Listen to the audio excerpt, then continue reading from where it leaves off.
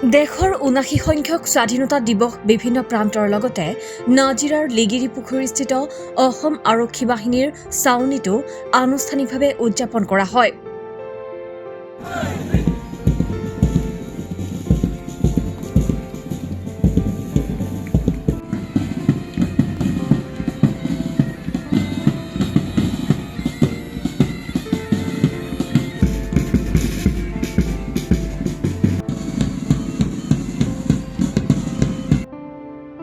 পুৱা ছাউনীৰ আৱাসীসকলৰ গৃহই গৃহই ৰাষ্ট্ৰীয় পতাকা উত্তোলন কৰাৰ পাছতে প্ৰথম অসম আৰক্ষী বাহিনীৰ মুখ্য কাৰ্যালয়ৰ প্ৰশিক্ষণ খেলপথাৰত ৰাষ্ট্ৰীয় পতাকা উত্তোলন কৰে চতুৰ্থ অসম কামাণ্ডো বাহিনীৰ অধিনায়ক মিহিৰ জিৎকায়নে।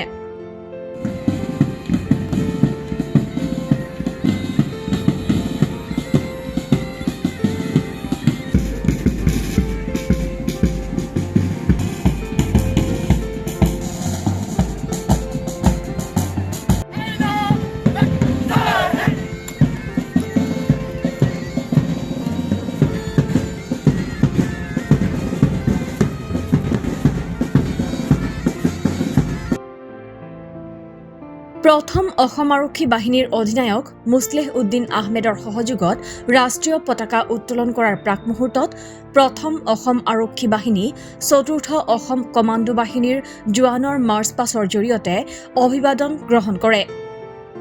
অনুষ্ঠানৰ পূৰ্বে দেশৰ স্বাধীনতা আন্দোলনত প্ৰাণ আহুতি দিয়া অমৰ শ্বহীদসকলৰ স্মৃতিত শ্ৰদ্ধাঞ্জলি নিবেদন কৰে প্ৰথম অসম আৰক্ষী বাহিনীৰ অধিনায়ক মুছলেহ উদ্দিন আহমেদ আৰু চতুৰ্থ অসম কামাণ্ডো বাহিনীৰ অধিনায়ক মিহিৰ জিৎকায়নে।